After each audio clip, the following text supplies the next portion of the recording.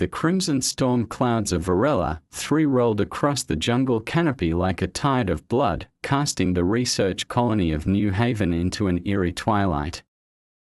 Dr. Sarah Chen pressed her face against the reinforced viewport of the communications tower, watching the wind bend the massive violet trees nearly horizontal.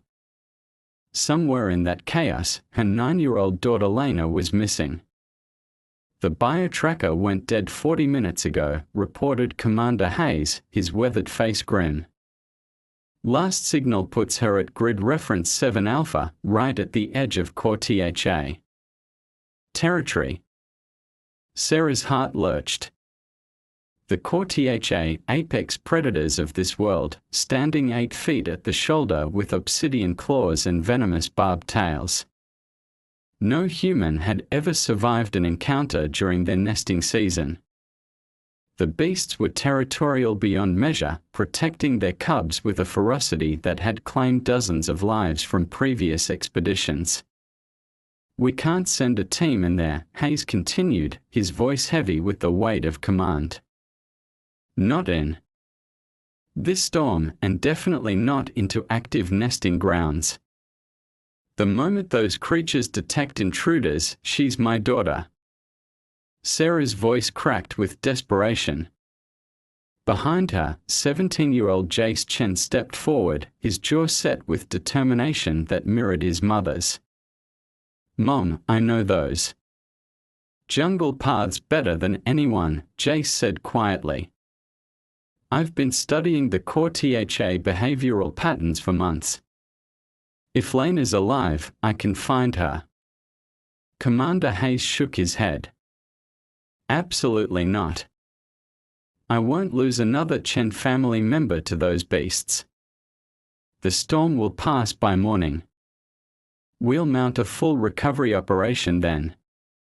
But Jace had already made up his mind. As the adults argued protocols and probabilities, he slipped away to the equipment bay.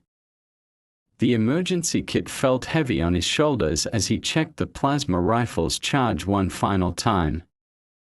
Through the reinforced glass doors, he could see the jungle writhing in the storm's fury, ancient trees groaning under winds that could snap a human spine, the blast doors sealed behind him with a pneumatic hiss that sounded like a death knell.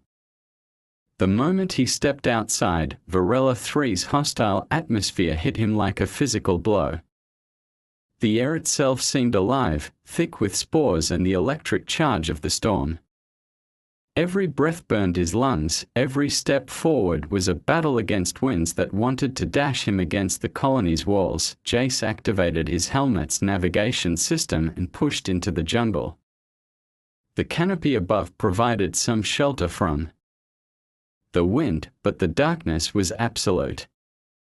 His headlamp carved a narrow cone of light through the alien foliage, illuminating twisted vines and the occasional flash of bioluminescent fungi that pulsed like a heartbeat. As he moved deeper into core THA territory, the jungle grew unnaturally quiet. Even the storm seemed muted here, as if the very trees held their breath in fear. The undergrowth showed signs of massive passage, bark stripped from trees at impossible heights, claw marks gouged deep into stone. This was a realm where death ruled supreme, where even the flora had evolved thorns that could pierce armor plating. 2 hours into his search, Jace found the first trace of his sister. A piece of a bright yellow jacket hung from a thorn bush, the fabric torn but not blooded. His heart hammered as he followed a faint trail through the underbrush, plasma rifle ready, knowing that each step might be his last. The trail led to a clearing where moonlight filtered through a break in the storm clouds. And there, in the center of that impossible space, Jace saw something that defied everything he knew about Varela 3's deadliest predators. His sister Lena sat cross-legged in the soft grass, completely unharmed, gently stroking the midnight black fur of a core THA cub no bigger than a house cat. Jace's plasma rifle trembled in his hands as he stared at the scene before him. 3 Cortha cubs tumbled around his sister like oversized kittens, their obsidian claws retracted, their venomous tails curled playfully. Lena giggled as one of the cubs nuzzled her cheek with a nose the size of her fist, completely unaware that those same jaws could snap her neck with casual ease. "Lena," Jace whispered, his voice barely audible over the dying storm winds. "Don't move. Stay very, very still." His sister looked up, her face brightening with relief. "Jace, you found me. Look, aren't they beautiful?" She scratched behind the ears of the largest cub, which purred with a sound like distant thunder. "They were scared when I first got here, but I told them it was okay. I think they understand." Movement in the shadows made Jace's blood freeze. A massive form emerged from behind a cluster of crystalline trees, an adult Cortha female, easily 12 feet from nose to tail tip. Her muscles rippled beneath fur that seemed to absorb light itself, and her eyes glowed like molten amber in the darkness. This was Death incarnate, a creature that could disembowel a grown man with a casual swipe, yet she made no aggressive moves. Instead, she settled onto her haunches with surprising grace, watching Jace with an intelligence that was almost human.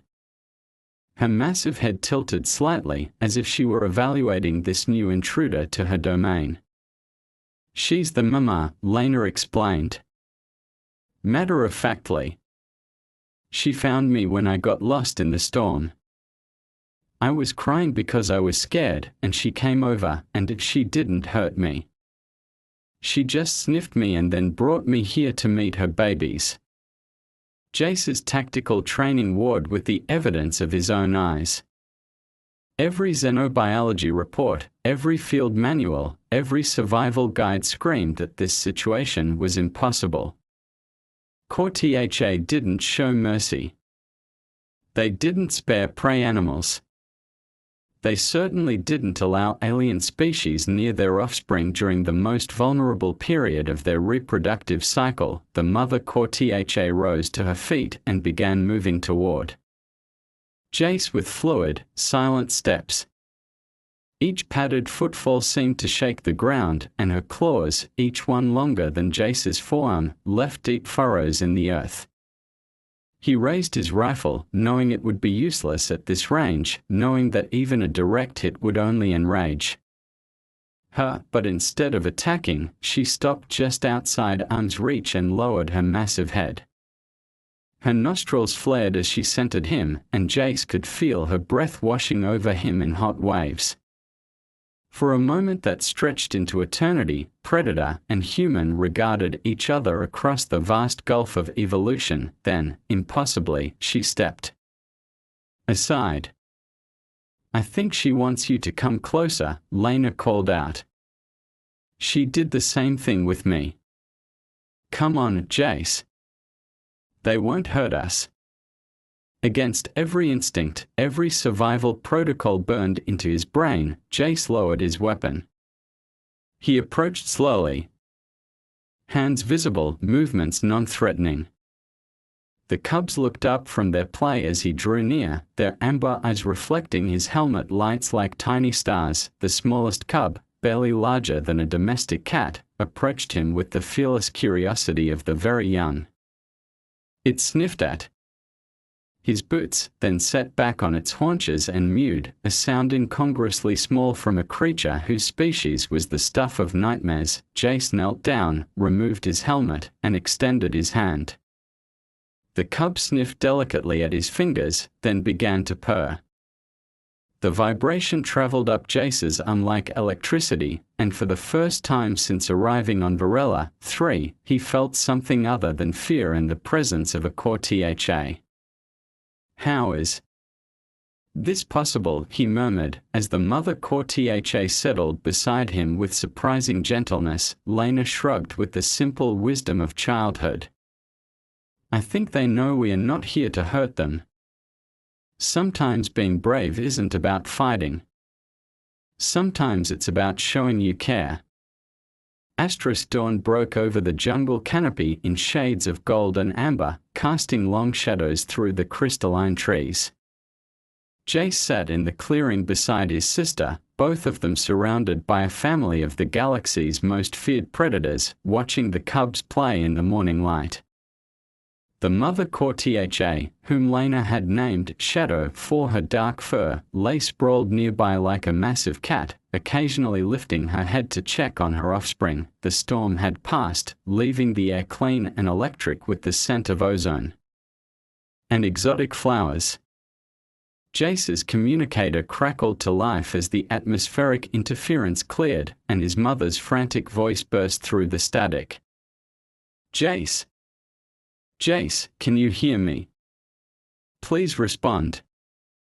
He keyed the device carefully, not wanting to startle the cubs. I'm here, Mom. We are both here. Lane is safe. Thank God. Dr. Chen's relief was palpable even through the communicator. Stay where you are. We are sending a recovery team. Commander Hayes is mobilizing everyone, no. Jace's voice was sharp with urgency. Don't send anyone armed. Don't send a team. At all. Just trust me on this. We'll come back on our own. There was a long pause. When his mother spoke again, her voice carried the weight of a parent's worst fears. Jace, what's your situation? Are you being held? Are you injured? Jace looked at Lena, who was teaching one of the cubs to play a clapping game, the massive predator's claws delicately tapping against her small palms. It's complicated, Mom. We are safe, but there's something here you need to see. Something that changes everything we thought we knew about the Cortha. Shadow lifted her great head and regarded Jace with those intelligent amber eyes. He had the unsettling feeling that she understood every word, that she was evaluating not just his intentions but the intentions of his entire species. What she saw in him seemed to satisfy her, because she rose gracefully and padded over to where the largest cub was wrestling with a fallen branch. The mother is teaching them to hunt, Jace observed quietly into the communicator. But she's not using live prey. She's using games, play fighting. It's remarkably similar to how humans teach children. Dr. Chen's voice was skeptical. Jace, you're in extreme danger. Cortha behavior during nesting season is unpredictable and that's just it, Mom. It's not unpredictable. It's protective. But they are not just protecting their cubs from us. They are protecting us from other threats too. As if summoned by his words, a low growl echoed from the jungle beyond the clearing. Shadow's head snapped up, and her lips pulled back to reveal fangs like ivory daggers. The cubs immediately scrambled toward their mother, sensing danger even if they couldn't identify it. Through the underbrush came another Cortha, a massive male with scars crisscrossing his dark hide. His eyes burned with a feral intelligence, and his gaze fixed immediately on the two human children in his territory. This was what Jace had expected to encounter, a killing machine with no mercy and no hesitation, but Shadow moved between the male and the humans with fluid grace, her own growl rising to match his. The confrontation was brief but intense, a conversation in snarls and body language that spoke of ancient protocols and territorial rights. The male circled the clearing, never taking his eyes off Jace and Lena, but he made no move to attack. Finally, Shadow approached him and touched her nose to his, a gesture of communication that seemed to convey complex information. The male's aggressive posture relaxed slightly, though his wariness remained evident. He studied the humans for a long moment, then padded to where Lena sat with the cubs. To Jace's amazement, the massive predator lowered himself to the ground and allowed the smallest cub to climb onto his back. His rumbling purr filled the clearing like distant thunder, and Lena clapped her hands in delight. "I think they are talking about us," she said with the matter-of-fact tone children use to describe the impossible. "The daddy wasn't sure about us at first, but Mama told him we're okay. Now he knows we won't hurt the babies." Jace keyed his communicator again. "Mom, I need you to prepare the colony for something unprecedented. We are coming home, but we won't be alone. And when you see what we are bringing, everything about our mission here is going to change." The walk back to New Haven colony became a procession unlike anything in recorded galactic history. Shadow led the way through jungle paths that seemed to part before her massive frame, while her mate, whom Lena had immediately dubbed a Storm for his scarred appearance, brought up the rear. The three cubs bounded between the humans and their parents, occasionally pouncing on Jace's boots or tugging playfully at Lena's torn jacket. "This is insane," Jace muttered, keying his communicator for the 10th time in an hour. "Mom, I need you to call off any security protocols. I need everyone to understand that what they are about to see isn't an attack." Dr. Chen's voice crackled back, tight with worry. "Jace, Commander Hayes has the entire perimeter on high alert. The moment sensors detect core THA signatures approaching the colony, automated defenses will engage. You need to find a way to separate from them before they won't leave us," Jace interrupted. "And we can't leave them. Something's wrong with one of the cubs, Mom. It's sick, and I think they want our help." Indeed, the smallest cub had been growing increasingly lethargic as they traveled. Its breathing was labored, and a strange blue tinge was spreading across its nose and gums. Shadow frequently stopped to nuzzle her offspring, her great amber eyes reflecting a distress that transcended species barriers. "The little one's not doing well," Lena said softly, cradling the cub against her chest. It had sought her out instinctively, as if sensing that humans represented help and healing. "Mama's really worried. I can see it in her face." Storm padded up beside them and gently sniffed the sick cub, his scarred features creased with what looked remarkably like concern. The bond between the core THA family was evident in every gesture, every protective movement, every anxious glance at their ailing offspring. As they crested the final ridge before the colony, the full scope of their situation became clear. New Haven spread out below them, its prefabricated structures gleaming in the afternoon sun, surrounded by defensive barriers that could repel a small army. Automated turrets tracked their movement, their targeting systems undoubtedly screaming warnings about the massive predators approaching the perimeter. "Colony base, this is Chen 77, Jay spoke into his communicator with forced calm. "I need to speak with Commander Hayes immediately. And I need Dr. Martinez from the veterinary department to meet us at the main gate." "Negative, Chen 77, came the crisp reply from the communications officer. "You are to proceed to Decontamination Checkpoint Alpha for immediate medical screening. Military escort is en route to your position. Belay that order." Dr. Chen's voice cut across the channel. "This is Dr. Sarah Chen, senior xenobiologist. Whatever my son has discovered out there, we approach it as scientists, not soldiers." Shadow seemed to sense the tension building around the colony. She paused at the edge of the defensive perimeter, her great head tilted as she studied the gleaming weapons and barriers. Her cubs pressed close to her flanks, suddenly wary of the alien structures before them. "They are afraid," Lena observed, with startling insight. "They don't understand our machines. But they know their baby needs help, so they are being brave."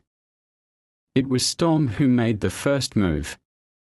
The massive male approached the perimeter fence and sat on his haunches, fixing his golden gaze on the nearest guard tower. His posture was non-threatening but unmistakably intelligent, the body language of a rational being requesting parley. "My God," Dr. Chen's voice whispered over the communicator. "Are you recording this, Hayes? This is unprecedented behavior. They are attempting diplomatic contact." Commander Hayes's reply was grim.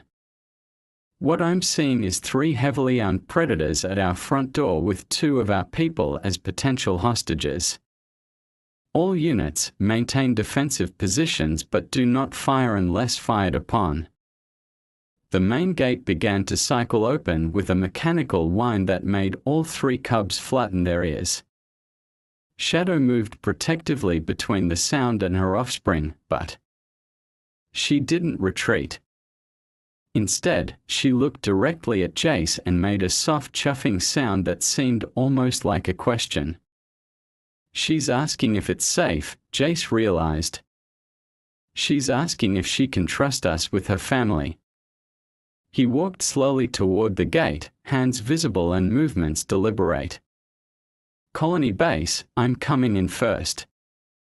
Alone. But I need Dr. Martinez standing by with a full medical kit. And I need everyone to remember that these creatures chose to help us when they could have killed us. The least we can do is return the favor." As the gate fully opened, Dr. Chen emerged flanked by a small team of medical personnel. Her face was a mask of professional calm, but Jace could see the mixture of relief and terror in her eyes as she took in the impossible scene before her. "Hello, Mom," he said simply. "I'd like you to meet our new neighbors." Dr. Martinez knelt beside the makeshift medical table in the colony's main hangar, her experienced hands moving with gentle precision as she examined the core THA cub. The massive creature, small only by its species standards, lay still under the bright surgical lights, its breathing shallow and rapid. Around the perimeter of the hangar, Shadow and Storm maintained a vigilant watch, their golden eyes tracking every movement of the human medical team. "Toxicosis," Dr. Martinez announced, looking up from her diagnostic scanner. "The cub ingested something that's shutting down its respiratory system. Probably one of those crimson flowers that bloom after storms. They are beautiful, but deadly to most native species." Lena stood beside Shadow, her small hand resting on the massive predator's flank. "She understands," the 9-year-old said softly. "Mama knows you're trying to help." Indeed, Shadow's behavior throughout the medical examination had been remarkable. When Dr. Martinez first approached with her instruments, the mother core THA had growled low in her throat, a sound that made every human in the hangar step back instinctively. But when Lena placed herself between the doctor and the adult predator, speaking in soothing tones, Shadow had gradually relaxed. Now she lay sphinx-like beside the table, occasionally extending her great head to gently nuzzle her sick offspring. "The treatment is straightforward," Dr. Martinez continued, preparing a series of injections. "Activated carbon to absorb the remaining toxins, oxygen therapy to support breathing, and a broad-spectrum antibiotic to prevent secondary infections." "But..." She hesitated, looking around at the assembled crowd of colonists, scientists, and security personnel. "The recovery process will take several days. The cub can't be moved. Commander Hayes stepped forward, his weathered face creased with concern. "Doctor, we can't house a family of core THA in the colony indefinitely. The safety protocols alone, the safety protocols," Dr. Chen interrupted, "assume these creatures are mindless killers. What we are witnessing here challenges every assumption we've made about core THA behavior and intelligence." Storm rose from his position near the hangar entrance and padded silently across the floor. Every human in the room tensed, hands moving instinctively toward weapons, but the massive predator simply approached the medical table and lay down beside his mate. His scarred features were etched with what could only be described as paternal concern as he watched Dr. Martinez administer the first injection. The cub stirred weakly, letting out a small mew of discomfort. Immediately, both parents responded, Shadow with a gentle rumbling purr that seemed to ease the youngster's distress, while Storm carefully extended one massive paw to rest it protectively near his offspring's head. "Remarkable," breathed Dr. Chen, recording everything on her data pad. "The emotional bonds, the complex social behavior, the apparent understanding of our medical intervention, this is far beyond anything we've documented in core THA behavioral studies." Jace moved closer to where his mother stood, careful not to disturb the core THA family. "It's not just intelligence, Mom. It's something deeper." They recognized that Lena was lost and vulnerable, and they chose to protect her instead of seeing her as prey. "That's not just smart, that's compassionate." As if responding to his words, the smallest of the healthy cubs, the one who had first approached Jace in the jungle clearing, padded over and sat beside him. The young predator looked up at him with those luminous amber eyes and made a soft chirping sound, a vocalization that Dr. Chen's instruments had never recorded from wild core THA. "It's trying to communicate," Dr. Martinez observed, pausing in her treatment of the sick cub. "That sound, it's not in any of our behavioral databases." Lena looked up from where she was gently stroking Shadow's massive flank. "They make different sounds for different things. Happy sounds, worried sounds, come here sounds. They are talking to us, but we just don't know their language yet."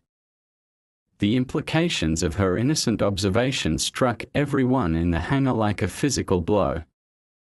If the core THA possessed a complex language, if they demonstrated empathy and medical awareness, if they could form interspecies bonds, then everything humanity thought it knew about Varela 3's apex predators was wrong. Over the following hours, as the medical treatment continued and the sick cub's condition gradually improved, an unprecedented relationship began to form.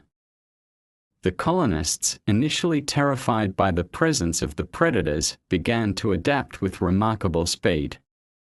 Children pressed their noses against viewing windows to watch the cubs play. Scientists took careful notes on family dynamics and communication patterns. Even the security personnel began to relax as it became clear that the core THA had no aggressive intentions.